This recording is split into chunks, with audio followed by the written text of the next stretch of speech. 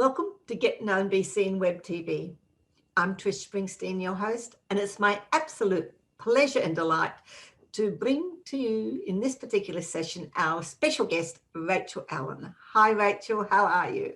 I'm very well. Thank you, Trish. Awesome. And Rachel is from Ballarat in Victoria in Australia. For those who are global viewers, just to let you know where she is. We're going to have an awesome conversation with Rachel because, boy, has Rachel done a lot. I was reading through her website, where she's been, what she's done. She's had a couple of businesses she started, and it's all focused around mums in business, working from home, micro business, all sorts of things. So let's find out a little bit more before we get into our conversation. Rachel Allan offers marketing consulting and coaching for both individuals and groups. She's written a couple of books, and we're going to talk about those a little bit later. Rachel is an experienced marketing management professional who produces high quality and results-focused marketing strategy.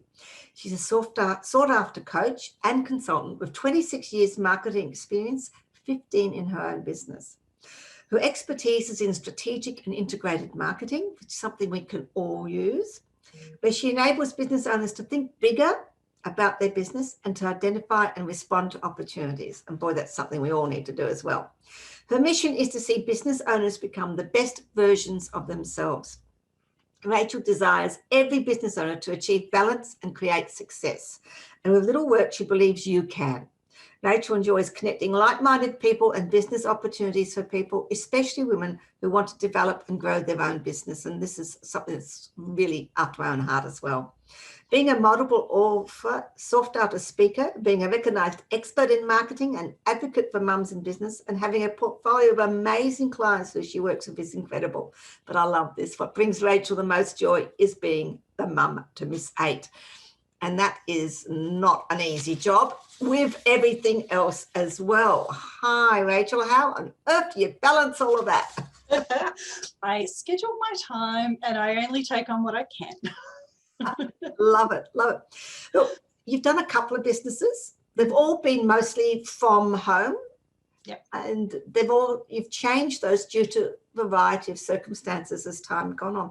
Now, we haven't got like 50 years for you to go through everything because you've done so much. But I thought, could you just give us a little bit of an encapsulated journey of where you've come from, a couple of businesses, and then we might delve deeper into that. Yeah, cool.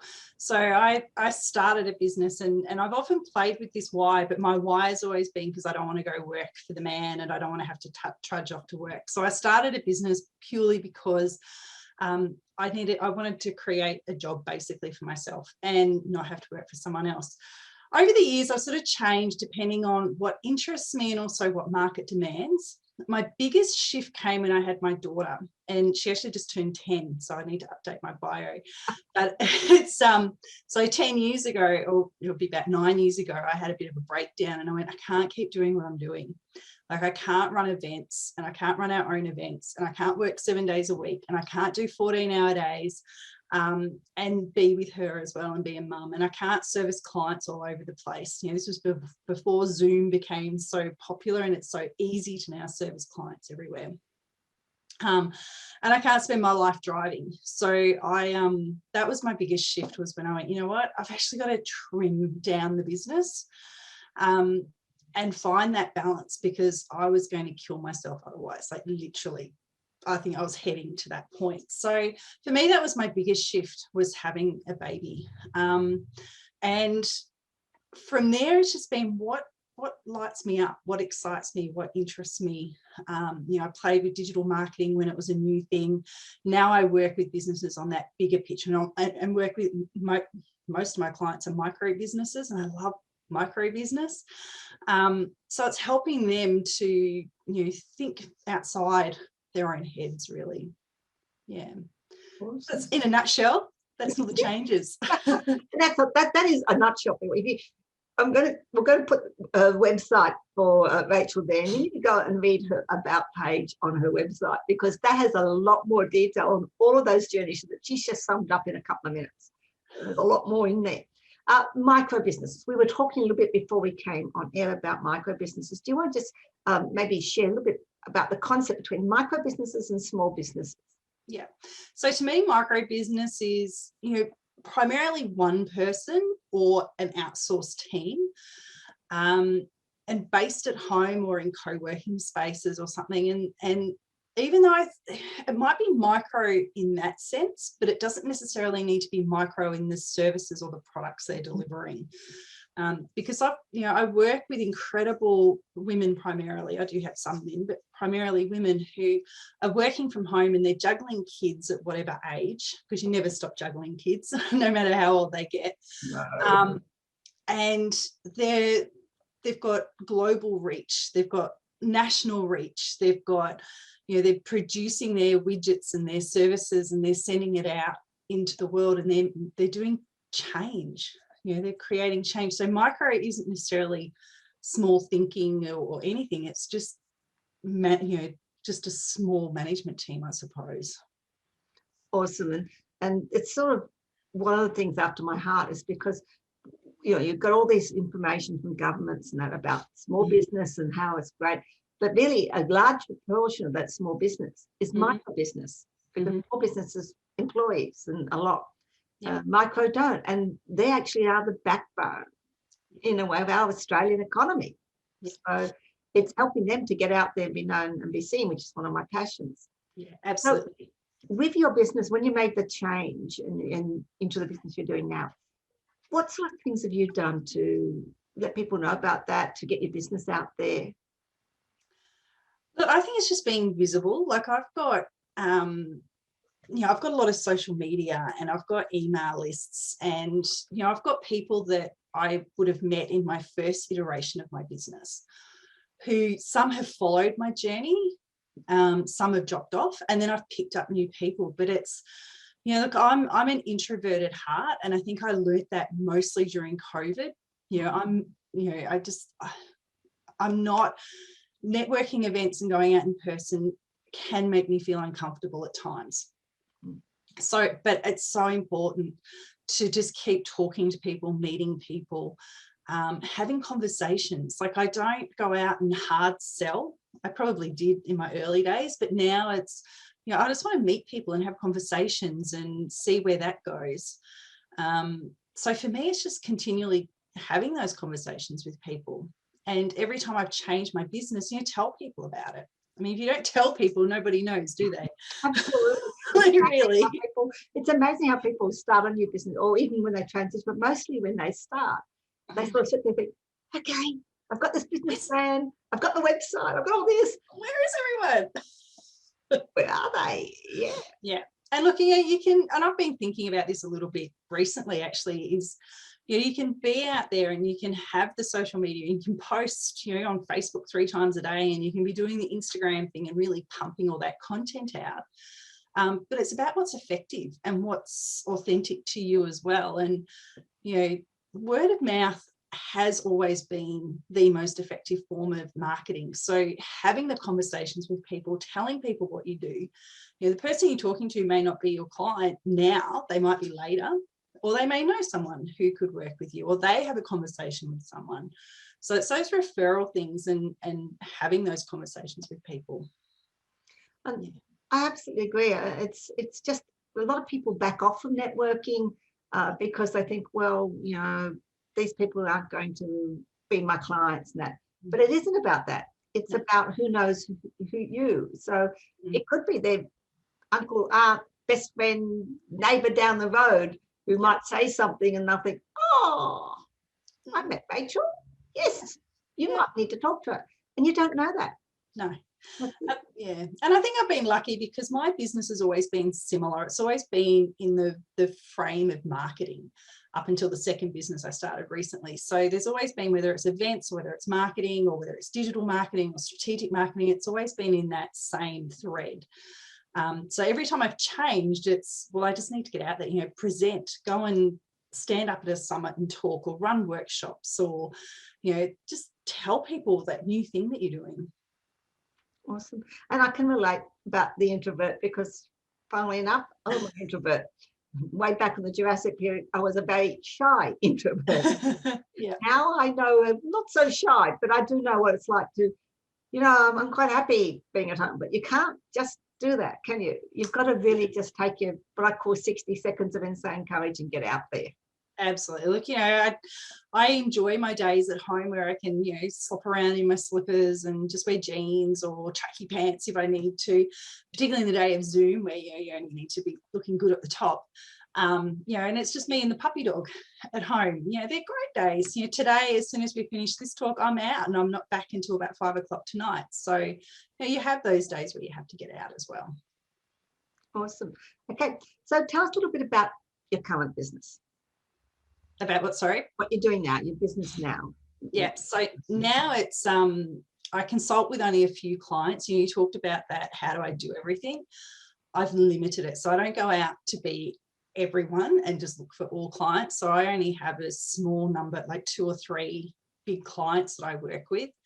And then I do one-to-one coaching, and I also have a group mastermind coaching who I absolutely love. I'm a lot more selective now about who I work with and who I bring into the group mastermind and who I work with, because they need to fit with my values as well.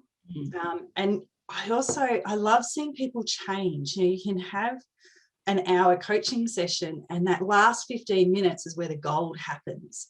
And when I finish a coaching session where someone's twisted or turned or broken through some invisible barrier they've created for themselves, that's really exciting.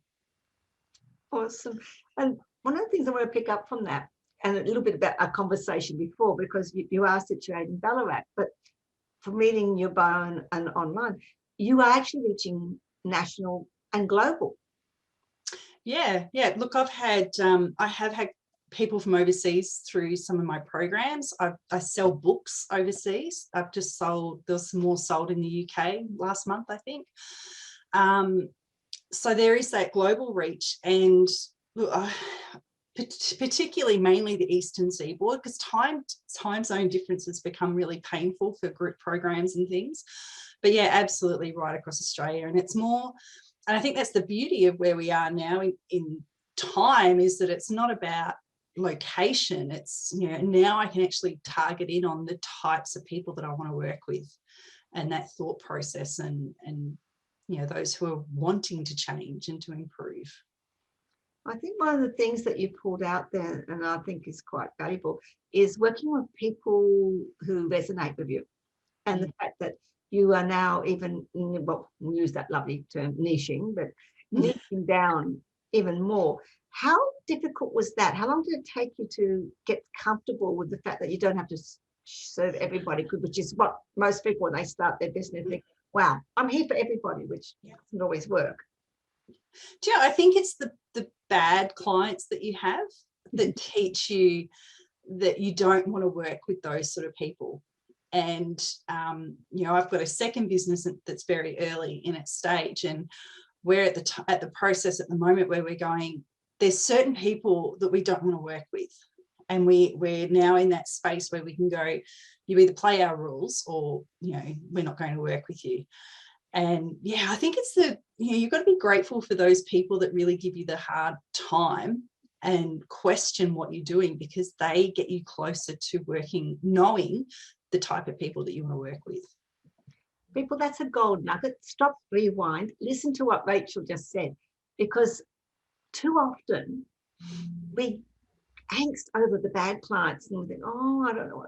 But what they have done is taught you something. And this is what Rachel said. It's a very valuable thing to look back on, because the more that you work with the ones that you want to work with, that resonate with you, you're going to be happier. You're going to be more effective, and your business is going to grow. Yeah. I look at my portfolio of clients and people that I work with now, and I love every single one of them. There's not one in there that I go, oh, I've got to call with that person today. It's like, I love them all. They're all my favorite. Look, I can relate. And how often do you, and this is what you should be doing in your business, especially in micro business, because you are by yourself, you should be getting up every morning, like Rachel was saying, I love every person I work with. But how often do you still don't have that, because you haven't got that courage to accept that not everybody's going to like you? Absolutely. And that's where the balance comes in, because you spend so much of your day working. I spend 6 hours a day working, and if I don't love who I'm working with and I don't love who I'm showing up for, then why? Why indeed? Why are you getting out of bed? Yeah. And you've mentioned a second business, and I think this is quite fascinating because it illustrates that you could have one business you love, but it doesn't mean to say you can't have another business. Mm-hmm. So what is the second business and how did that evolve? Okay, so the second business is called Flair B&B, and it's a short-term property management company. It came about, my best friend of forever rang me at the end of 2019 and she went, oh, I've got an idea. And she's always got ideas. And I went, oh yeah. She goes, I need you to build me a website. And I went, tell me what your idea is. And she told me, and she said, you know, I've been an Airbnb host for 5 years and I've got this really successful converted garage on the side of my house, and it pays my mortgage and it pays my bills. And she goes, oh, I want to show other people how to do that. I want to do that for other people. And I went, this is gold. This is an awesome idea. I said, I'll come in and be your business partner and make this happen. And I'll build you a website as well. And she went, oh, cool. So we started that at the end of 2019 and we signed 2 houses by February, which was all very exciting. And then of course, COVID hit. And the industry that got decimated almost was tourism and travel. Yes. We're in Victoria, so the rest of Australia excluded us. So we were completely like, what? So we were lucky enough that we filled the property, the 2, and I think we ended up with 3 by the end of COVID.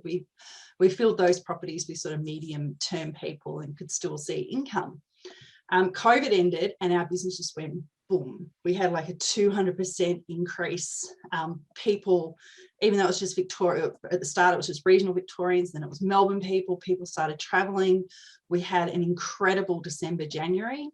And then, yeah, and our businesses just continue to grow, and we're in the process of signing a partnership with a larger property management group.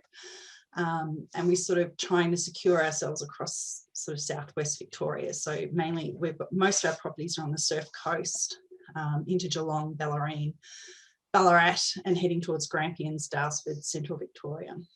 Awesome. So it's just gone boom. I love that little idea. Oh, I've got an idea. And you took it and went for it. So yeah. Balance. We touched a little bit about balance. How do you balance one business, that business, and they're 2 diverse businesses? They are. And your family life. Yeah. How does that my daughter's actually employed by Flair B&B now. That's how I balance Good way of doing it. Good way. She comes out and helps. I mean, my role, I'm very clear, I suppose, in my role in Flair B&B as well. My role's always been the marketing, the business development, that sort of bigger picture. And you know, when we started getting properties in Ballarat where I'm located, I'm like, we're straight away getting a cleaner because I'm not cleaning. I don't have time. I don't even clean my own house, so I don't have time to clean other houses. So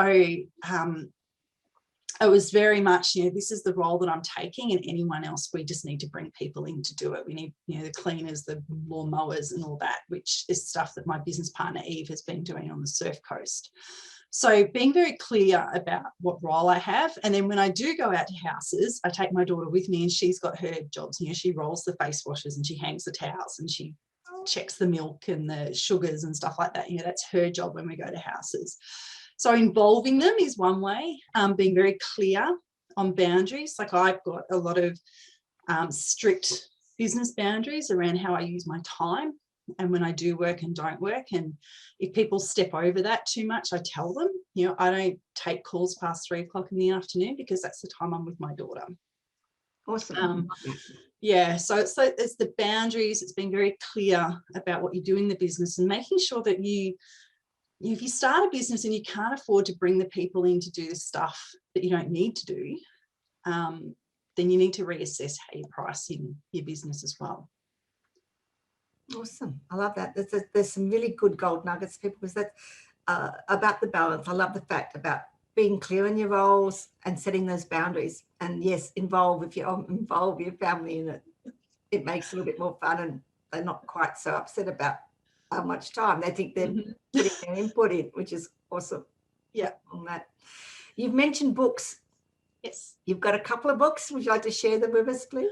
I do. I have my first book I wrote, which has been Business Meets Baby, and it was really the story of my almost collapse, I suppose, that moment where I went, I can't be a mum and do what I'm doing in my business, and I need to change stuff. So that's very much about creating balance. It came out about 4 years ago, I think. And then this one came out again. I launched it literally just before we went into lockdown and COVID. Great time to launch. Actually, it was a good time to launch a book because people were locked up and they all wanted to read. So this is my second book, which is Authentic, Dynamic, Savvy, Modern Marketing for Business Success. And this is my knowledge, like just downloaded out of my brain and put into a book. And it covers marketing, business, mindset. Brilliant. And they can get those books on your website? They absolutely can. There'll be a link below for that. Yeah. How have the books impacted on your business? Have you leveraged them? Have they helped you with your credibility? What has been that concept from your thoughts? Look, I think the first book was, I think it was an emotional thing that I needed to go on. It was part of my transitioning at the time. I have sold a lot of books and I did a lot of speaking when I first launched it. It's probably positioned me in that mum area. And certainly, when COVID first hit, I ended up having a lot of discussions and being called on to talk a lot about family-friendly businesses and how you juggle, because there was a lot of women and dads that suddenly had kids in the background while they're trying to do calls and stuff. So that was sort of came back out a lot. The last book has been, it's the expert. I've got a book, therefore I know what I'm talking about. In theory. Always. Always. So, that's the expertise one, and that's the one that I can leverage off to get, my foot in the door in some of the bigger places that I'm been speaking at and things like that. Awesome. So you've been using those to get yourself out there, to be known? Yes. Yeah, definitely. Would you recommend someone to have a book? Look, I think so. I remember being asked to write a book years ago before I actually did write a book. And someone said to me, it's like your business card. Now, if you're going to go into writing a book and you're going to think that it's your business card, it's a super expensive business card, basically. And it's very time consuming. And my first book took about 2 years, I think, to write. It was really, it can take a long time. I think if you've got something you want to share, then yes, do it, but don't hesitate. Like I could have pressed go on my first book a lot earlier than I did, but I wanted it to be perfect and I wanted to make sure everything was right. And, and then there was that, this is my story and I'm putting it out, and, what if people don't like it? And I'm like, well, it's my story. It doesn't matter. So there was a lot of barriers. The second book, I was just like, bang, done, get it out. And also know that the writing of the book is only halfway there. The marathon really starts when you've got the book in your hand. That's when the marathon starts. So it's not something that you can just print and you end up with 1,000 copies sitting in your shed. No. So I think you've got to be really realistic about a book, but it's a great process. And if you've got something to share, then do it. Awesome. So the marathon starts. What would be the 2 tips from that marathon starting? What would you be using to get that going and get on top of getting that book out? What have you used? Look, I think persistence. Keep doing it. Keep telling people about it. It's like that conversation. I've got a book. I've got a book. I've got a book. Don't ever get sick of saying that that's what you've got, and just tell people about it. It's you could write it, do a launch campaign, basically, where you really ramp up, doing podcast interviews, doing, guest speaking, or whatever it is that you want to do, just whatever you can within your comfort, or not necessarily your comfort zone, maybe a little bit outside your comfort zone, but you really need to do that. If you've written it and you've got something, you've got something to share, you need to tell people about it. Awesome. Again, people with some gold nuggets. Stop, rewind, and listen, because that is one of the things that stops a lot of people. they write that book and then they're just like, here it is. Oh, look at it. And it's not going to happen. You've got to stand up. You've got to use everything you can. But it's not as hard. Well, let me say, it's as hard and as easy as that. Yes. Because it can be hard to take that first step. It is, so, yeah. And I think there's like my first book, I was like, no, everybody's going to pay for it. I'm not discounting. I'm not giving it away. This book, it's like, you know, I've just done a conference where I was speaking at and I gave everyone a copy of the book. It's like, yeah, let's do it. You know, I just want to get it out there because I want people to make, you know, my mission is for you to, you know, see business as something that's a bit easier and your marketing's easier and more aligned with what you are. And this is what the book tells you. So it's like, just read it. Read the book. I love that. I love the thought processes you've got there because, yes, it can be your business card, but you shouldn't be writing the book solely for your business card because it is quite an expensive business card if that's what you want to do. If you write it for your legacy, for your credibility, because you just got to get that message out, then that's awesome. And it becomes, as an aside, a way of getting your credibility. But that's not why you should be writing it to start with. No, business way. Easier, but it's a little bit easier than that in that respect. Awesome. Look, we could talk for ages. I know that. I love some of the concepts that you've got there that you've been bringing out. I love the fact about the balance and about the fact that you can have two different businesses. You just need to be aware of who you're talking to at any one time and have those boundaries and that balance with your businesses. Yeah. You've got something that you would like to give people if they contact you, what would that be? I would love to give everyone a copy of Authentic Dynamic Savvy, the ebook version of it. So that'll a link below. Yep, there'll be a link. That's awesome. I think that's going to be a very valuable book for many people to be able. And there's another advantage people of having that book. Yes, you want to sell them and make some money, but it's pretty awesome when you can get on a show like this or go to a conference and say, you know, here's a book of mine and I'd love you to have a copy. Yeah. People are going to remember that, but most importantly, they're going to read your book. I hope so. Please do read it. Don't do it for me, do it for you. They'll read that book and they'll be able to. Where can people contact you? On your website? Website is the best place to go. So Rachel Allan with an a.com.au. Yep. And we'll have that link there before. Yep. And there's all the, like I'm on Facebook and LinkedIn and I'm pretty inactive on Instagram at the moment, but yeah, Facebook and LinkedIn is probably where I'm hanging out. Awesome. Awesome. So what do you think has been your biggest lesson that you could share, insight that you could share?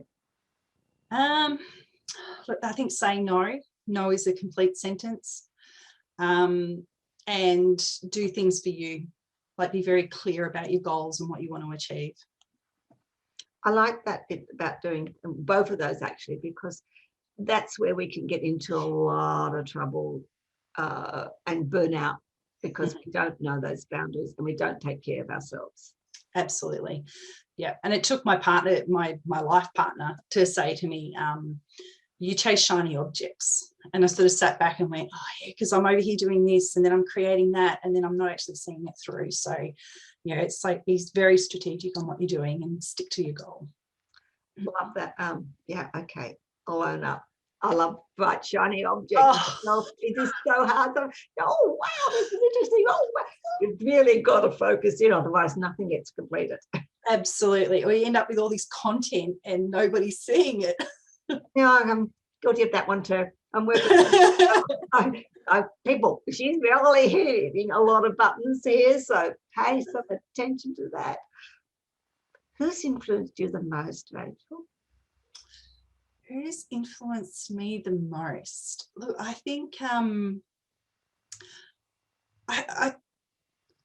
was asked this question the other week actually and it's not anyone specific. I think I have different people come into my life at different times that help me, that take me to the next level or shine a light where I, you know, in a dark corner that I didn't know was there.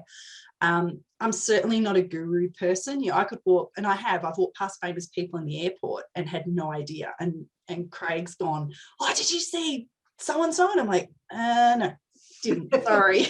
You know, so I'm not a guru person, but I've got some amazing people in my life that come into it at different times who, you know, they shine a light in the dark corners and help you see things in a different way. I think that comes out from your bio when you say you like being like-minded people and working with like-minded people. I think that shows from there.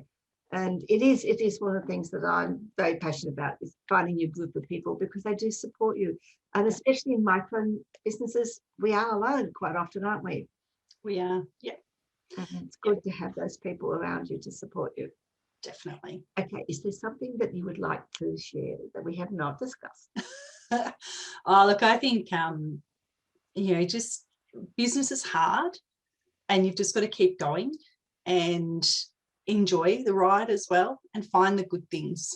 You know, I'll often, if I'm in that mood, I'll do, you know, throw out the three pieces, you know, 3 things you're grateful for today. You know, what am I grateful for? And I might do that for 3 or 4 days just to get my brain thinking differently. Love that piece of advice. Enjoy the ride. Absolutely. If you don't enjoy the ride, why are you on the ride at all? Absolutely. Rachel, thank you so much for sharing so many gold nuggets from what your experience and from, wow, your awesome journey. People do go to her website. Have a look at Rachel's website. The link is below. See the journey that she's come, because we've only touched a little bit on it. And there is so many other gold nuggets up there, so much information. Look, I love the fact, enjoy the ride. I love the fact saying no, being strategic. That is brilliant. And the concepts that you've brought out for us about being able to balance and involve people. I think there is so much in here. I really appreciate your time, and thank you for sharing with us, Rachel. You're welcome. Thank you, Trish, and thank you for everyone for listening. People, you have been watching a Get Known Be Seen WebTV. We have been having an awesome conversation with Rachel Allan, and she's been talking to us about strategic thinking, about balance, about being able to just enjoy what you're doing, because if you don't enjoy what you're doing, why are you doing it? Get Known Be Seen WebTV is for you.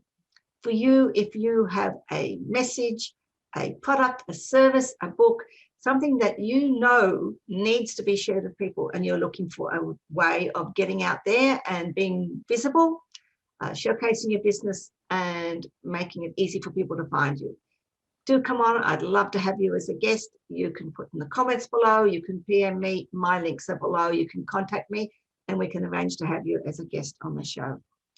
There's also an opportunity for all those out there who are experts in helping people to get known, be seen. If you would like to come on and share some strategies, some tips and techniques for our viewers on how to step up, be seen, make their business more visible, I'd love to have you on here as well. Again, you can contact me below or contact me on my links or PM me. If you would like to have me as a guest on your show, because I would love to come and share my experience and my journey on your podcast or on your web TV, absolutely go to my website and that's below, and you can download my media page, and I would love to come and have a conversation. Also, I'd love to speak on your stage, whether it is in person or virtual. Again, I have journeys, I have information that I would love to share with your audiences and your community. Most specifically, I am your host here for Get Known Be Seen Web TV. Before you go, after watching this, there is a button just below which says subscribe. Please, please do press that button and subscribe, because that way you will never miss out on any of the awesome guests I have on the show, and you will always be notified when a new show goes up there. Thank you for watching, and till next time, thank you, Rachel. Thank you. Be visible. Make it easy for your clients to find you. Get known, be seen. Bye.